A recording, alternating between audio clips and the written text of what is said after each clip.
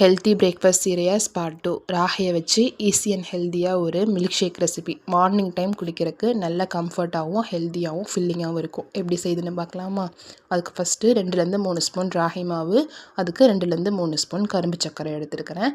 கொஞ்சம் அதிகமாகவே தண்ணி ஊற்றிக்கலாம், கிளற கெட்டியாயிரும். அது பபிள்ஸ் இல்லாமல் கலந்து விட்டதுக்கப்புறமா ஒரு 10 நிமிஷத்துக்கு மீடியம் ஃப்ளேமில் வச்சு கிளறிட்டே இருந்தோம்னா இந்த மாதிரி ஒரு கூல் கன்சிஸ்டன்சிக்கு வந்துடும்.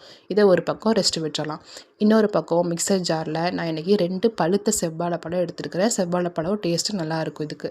அதுக்கப்புறமா நீங்கள் டேட்ஸ் வேணுனாலும் இதில் ஆட் பண்ணிக்கலாம். நான் இன்றைக்கி இதில் ஆட் பண்ணல. நடக்கடலை கண்டிப்பாக ஸ்கிப் பண்ணாமல் ஆட் பண்ணுங்கள். நல்ல ஒரு ஃப்ளேவராகவும் டேஸ்ட்டும் தூக்கி கொடுக்கும். 10-15 கருப்பு திராட்சை, இது கூட 1 டம்ளர் காய்ச்சி ஆற வச்ச பாலை கொஞ்சம் கொஞ்சமாக ஊற்றி நல்லா ஸ்மூத் பேஸ்ட்டாக அரைச்சி எடுத்து வச்சுக்கலாம். இது கூடவே நம்ம ரெடி பண்ணி வச்சுருக்கிற ராகி கூடையும் ஆட் பண்ணி சும்மா ஒரு பிளெண்ட் பண்ணி எடுத்தோம்னா அவ்வளோதான், மில்க் ஷேக் ரெடி.